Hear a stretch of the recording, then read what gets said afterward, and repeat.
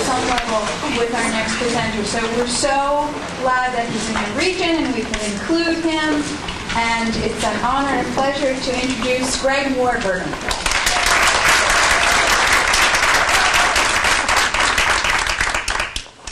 Thank you very much. Can you hear me okay in back? Yes. Yes. Thank you. Just to get us started, you have in your packet, there's a flyer with my presentation on it. If I would have written on the whiteboard, what I want you to notice is what's in the box.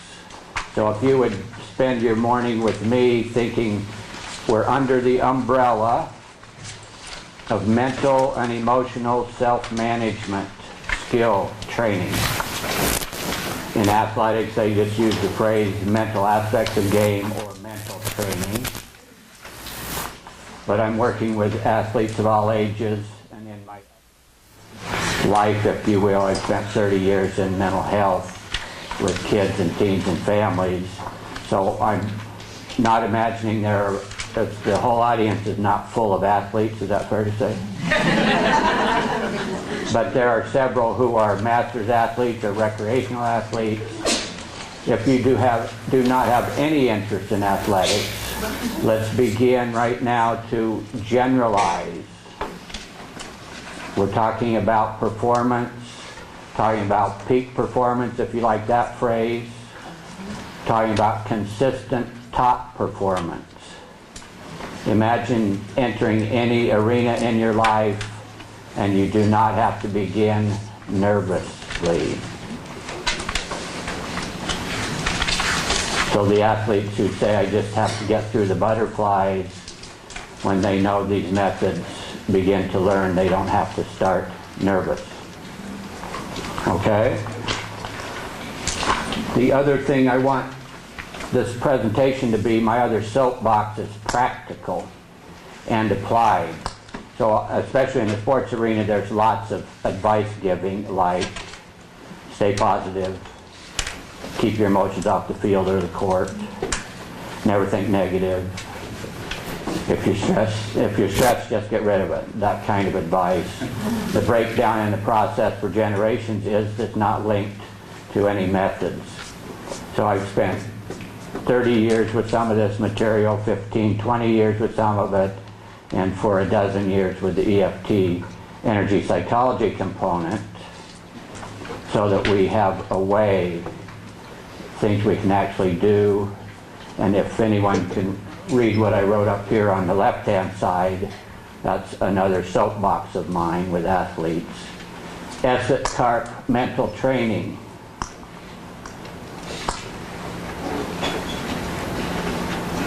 Everyone knows what that means, right?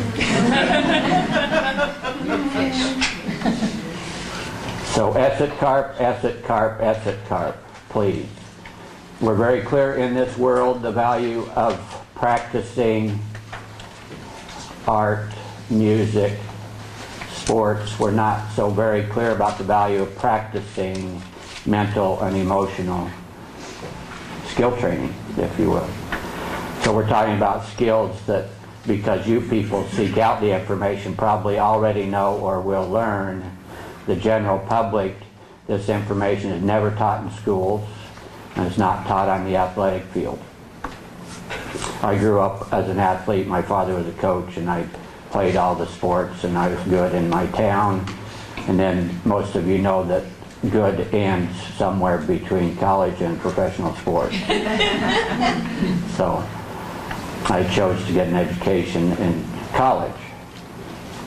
But what I have learned and was surprised 7 or 8 years ago when I re-entered the sports world is it was like three-fingered baseball mitts. On the mental training side, not a lot had changed. So I'm on a mission to find open-minded coaches who are interested in innovation and actually value mental training. So that's what I will be inviting you all to do. Again, if you're not interested in sports, please just tune into this conversation as we generalize to the arena of performing. Consistent top performance, okay? And to get us started, I'd like to do a quick little exercise that I have in my 3-minute routine for athletes. By the way, not to age anyone in here, but young people, 3 minutes is fast enough. If I say 5, 10 minutes, I lose them because we're talking about a daily practice. Okay?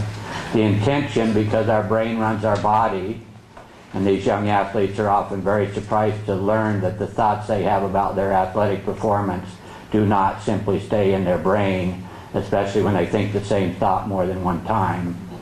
Then it's big news that travels into your body and gets trapped as emotion, and then your physical athletic performance is compromised. So one way to prepare for that in terms of actual things you can do, because that's the other thing the young athletes are saying to me, is I would like something I could actually physically do to relax my body and calm my mind. I'm tired of fighting my head trying to think calm. Okay? So if you all would just sit back comfortably, just away from the table just a little bit. Most of you have probably done this from the old days of Brain Gym, and now Donna Eden in her 5-minute basic routine has the hooking up. I'm using the one where if you'll just cross your feet at the ankles, and then whatever ankle's on top, if you'll stretch your arms out and just put the opposite wrist on top, you're just going to take your hands like this and roll in. Okay? If this is uncomfortable once you get to here, please just open up. Okay? So while you're here, the intention. Now we're talking about performing, and our brain runs our body. So this is about peak coordination, balance, and mental clarity. So let's just try this. I have a little stopwatch here. We'll try this for a long minute. The intention is to feel centered or balanced. When I do this in the mornings, I picture I'm on a fulcrum. Sometimes it's wobbly. In a minute or so, I feel steady. Okay? Some people say I don't visually see anything. I just feel centered or balanced. So let's just take 1 minute. It works best if you're comfortable with eyes closed. If that's uncomfortable, please pick a spot on the floor or ceiling to gaze at.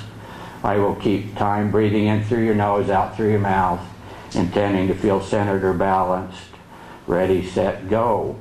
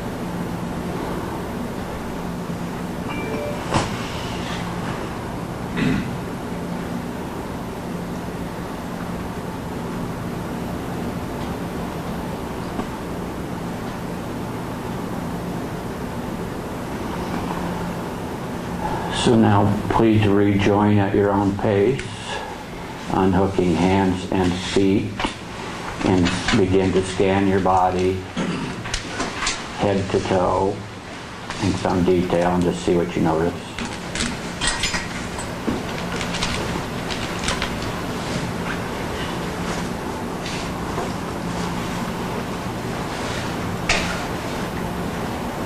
With the kids, I've learned sign language for yes, sign language for no.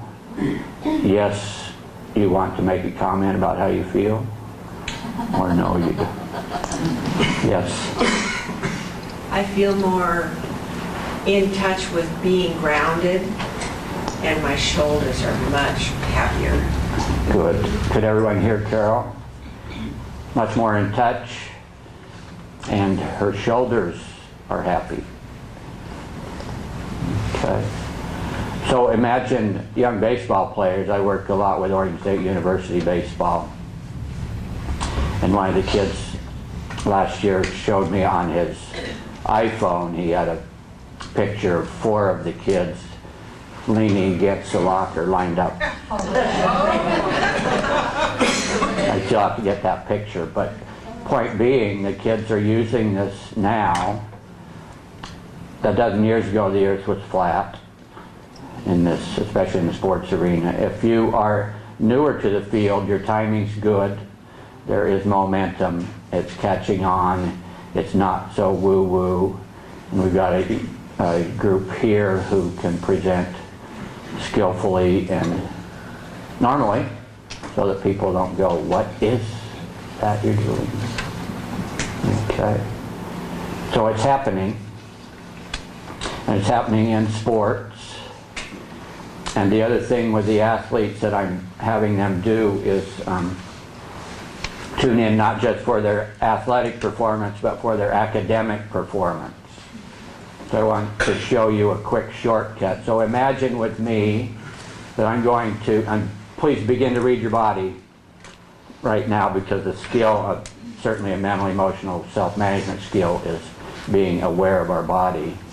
And just quickly, because we think in words and our brain runs our body, we always talk about mindfulness in the present moment. A quick way to get there with language is to think and say, now is how. Okay? Now is how. Mark Twain years ago said, the just right words are both spiritual and electrically prompt. So we'll talk about words as some component of this. So now is how. So you're in the room, you're kind of centered and balanced, and now I'm going to say to you, I'm going to randomly call on 5 or 6 of you to stand up and speak for 30 seconds on what your commitment is to the building the connection with EFT in support of Alina and Craig's mission. So just begin to imagine that you may be someone who's called upon. In just a moment, begin to read your body. And then what I'd like you to do while you're reading your body is the point on your thumb, the outside of your thumb. A lot of EFTers have cut out the hands. I keep the hand points, and I'll tell you why. This is one reason why. Energy line pathway meridian to your lungs. Little finger inside. Energy line. I use that language because it's more familiar pathway for the sports people to your heart. So just begin to notice if you were just a little bit anxious, probably none of you were, but that you were going to be called upon to stand up and speak to the group about your commitment. And then notice what happens, just tapping, you do one hand or both, and just read your body for tension, anxiety, or relaxation. So you just begin to notice. And now you're all asset carping. Thank you very much. Okay. Does anyone notice anything? What do you notice? I had a pain right here. When you thought about speaking? It was earlier than that. Okay. But it's gone. The pain is gone. Yeah, right. Good. Yes. Can I actually ask you how different would that be of choosing one tapping point and just tapping on one tapping point? Is there a... I don't. That's a fair. Could everyone hear the question? Is that different than just using a single point? I do coach people to begin to read your body, because single points for people, for example, I put a lot of stress in my stomach, so I know this is an energy line to my stomach. So as a single point, I'm intentionally doing this because what do we already know predictably happens internally, physiologically, when you're asked to do something you're anxious about. Your heart beats faster. Your heart starts to beat faster, and tell me breathing could get